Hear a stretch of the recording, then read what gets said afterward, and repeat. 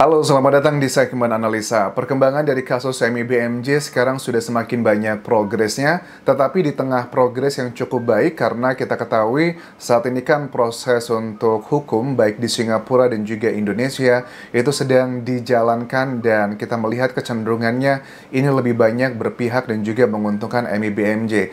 Tetapi di tengah proses ini yang kita ketahui saat ini juga adalah ada salah satu drama-drama yang terjadi antara statement dari Davina yang merupakan mantan asisten dari Aden Wong yang bekerja di keluarganya yang sekarang beralih malah membela MIBMJ dengan Dr. Richard Lee. Karena apa? Dr. Richard Lee adalah kayaknya yang pertama kali bukan sih yang mewawancarai untuk podcast munculnya mereka ke sosial media.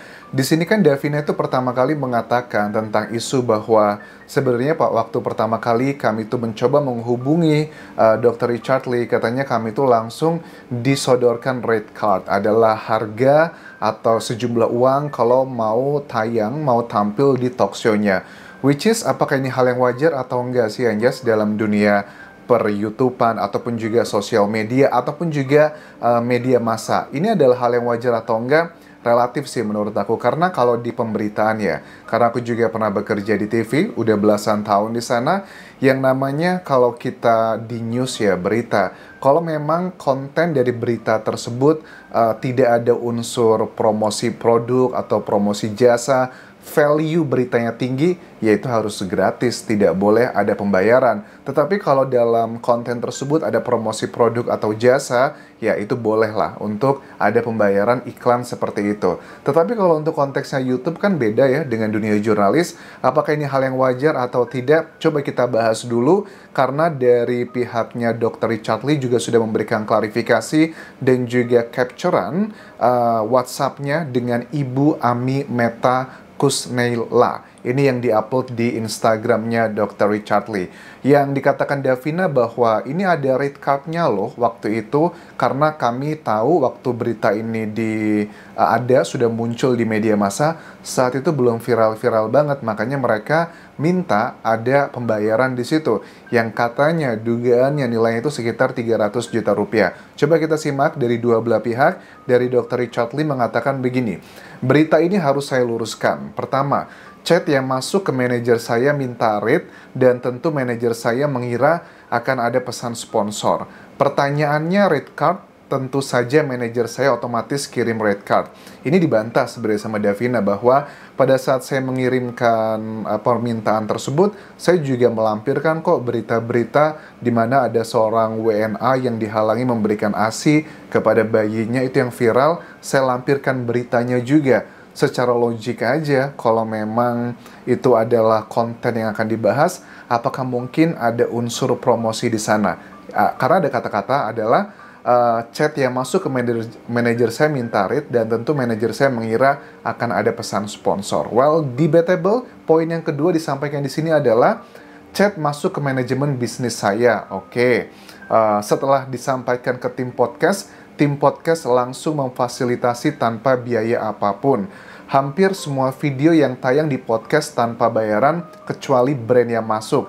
Sewajarnya jika tim manajemen influencer memberikan rate jika ditanyakan perihal rate. Saya pikir ini juga berlaku pada media atau podcaster manapun tim DRL. Aku juga nggak munafik teman-teman, waktu dulu kan aku sudah tidak lagi menerima endorsement tuh sudah sekitar hampir setahun ya. Dulu waktu aku masih menerima endorsement, aku pun juga ada red card-nya. Tapi kalau sekarang aku tidak menerima endorsement dari manapun karena produk-produk sih. Walaupun dulu aku juga terima endorsement, juga terimanya adalah yang untuk produk ya, ataupun juga jasa. Tidak ada topik tertentu yang harus aku bahas. Menurut aku yang dilakukan oleh timnya Dr. Richard Lee, pertama, secara bisnis adalah hal yang wajar. Karena kan, ya ini kan ibarat kata YouTube itu kayak TV lah, mininya TV lah teman-teman. Dengan saat mereka harus produksi podcastnya itu kan ada berapa kameramen, ada karyawan, ada listrik, ada AC, ada peralatan, kamera. Itu juga nilai investasinya juga nggak sedikit. Tapi yang menjadi permasalahan adalah ini kesannya kayak ada dua sisi yang dikatakan oleh Davina bahwa coba dong Dr. Richard Lee itu disampaikan captureannya jalannya chat tersebut di WhatsApp-nya secara utuh. Karena yang ditampilkan di Instagram-nya Dr. Richard Lee adalah cuman capturean yang kata-katanya halo, apa ini? Halo, untuk rate cuman halo doang. Untuk rate datang ke podcast dari Richard Lee berapa ya? Kita dari tim Bu Ami dari berita yang sedang viral ini. Katanya begitu.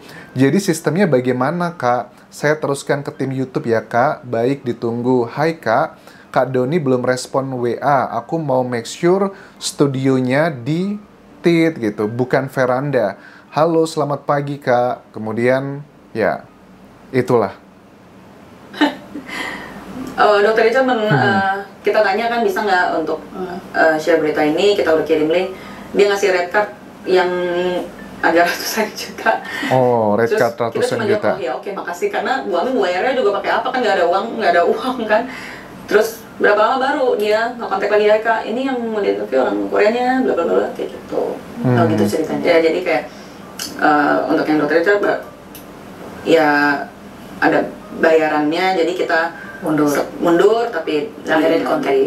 Terus jadi itu adalah cuplikan yang di re-upload lagi oleh Dr. Richard Lee dari tayangannya Feni Rose ya pada saat dia diwawancara di situ.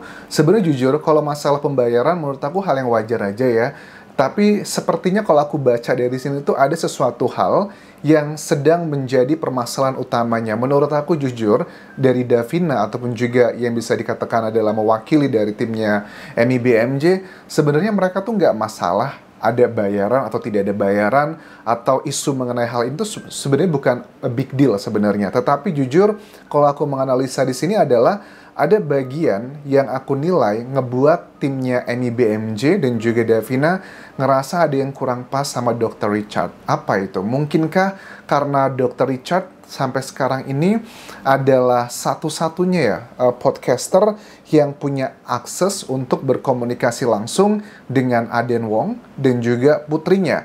Padahal juga diketahui pada saat mereka itu berkomunikasi, dari pihaknya MIBMJ mengatakan, tolong jangan ada yang publikasikan wajah putra-putri saya. Tapi di Dr. Richard kan emang ditampilkan semua. Memang ada statement, aku lihat videonya ya. Dr. Richard kan tanya sama putrinya Emmy ya, yang usia 14 tahun tersebut. Tanyanya dalam bahasa Inggris yang artinya adalah, apakah kamu keberatan kalau ini videonya ditampilkan dengan wajah kamu utuh tanpa di-blur? Kemudian si anaknya bilang, I don't know, up to you ya. Aku sih berasumsi bahwa kayaknya udah disetujui lah sama bapaknya. Karena bagaimanapun juga, aku yakin ya teman-teman pada saat, biasanya kalau podcast-podcast seperti ini, kayak aku juga mengundang beberapa kali dengan orang-orang penting, pada saat sebelum ditayangkan, biasanya akan aku kirimkan dulu linknya yang di private, hanya dia yang bisa melihat, oke atau tidak. Aku yakin juga tahapan seperti ini telah dilewati. Nah, sebenarnya permasalahannya ini bukan tentang bayar atau tidak bayar, tetapi ada sesuatu hal permasalahan yang rasanya mungkin dari pihaknya MIBMJ agak kurang sreg atau sedikit kecewa pada saat Dr. Richard akhirnya dengan atau tanpa, kayaknya sih dengan izin dari pihak suaminya, Aden Wong, mempublikasikan putrinya di sosial media. Dan sekarang fotonya berada di mana-mana. Ya, aku sih nggak bisa menyalahkan Dr. Richard juga, karena sebagai seorang podcaster, kita sama-sama juga di YouTuber juga,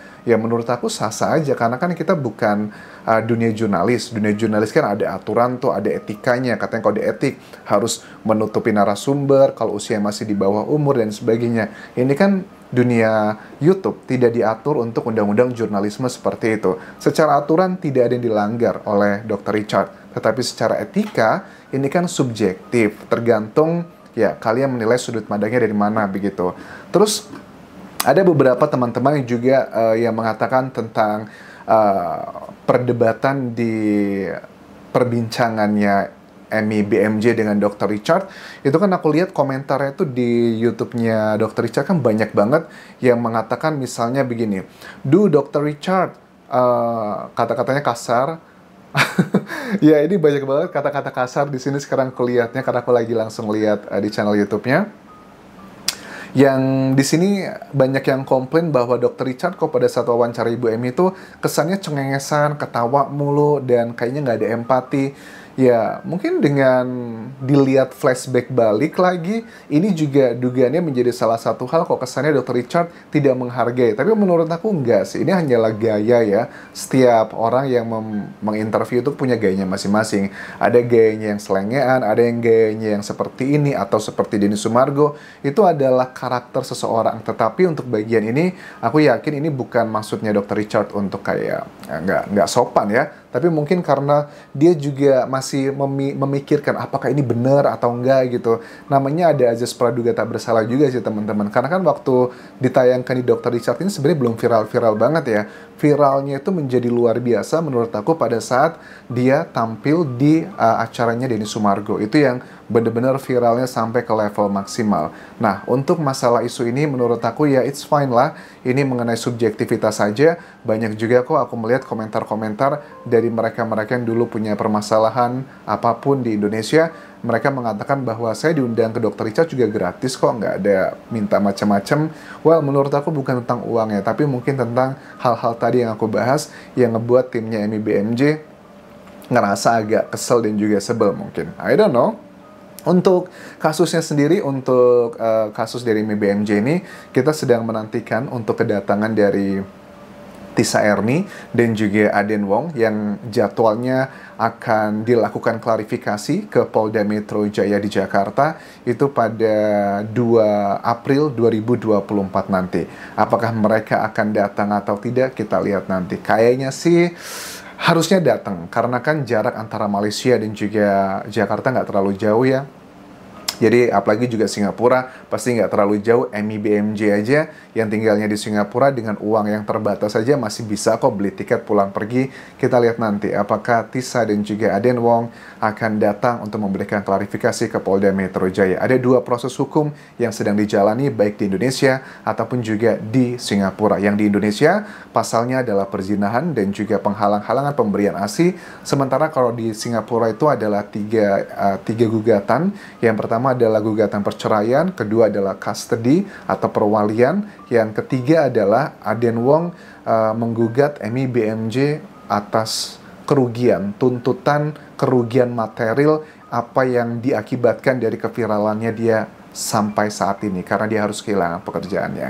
Oke, terima kasih sudah menonton. Terakhir, tinggalkan like dan juga komen, subscribe channel YouTube ini, follow Instagram, Facebook, dan juga akun TikTok di Anjasa Semara. Sampai jumpa.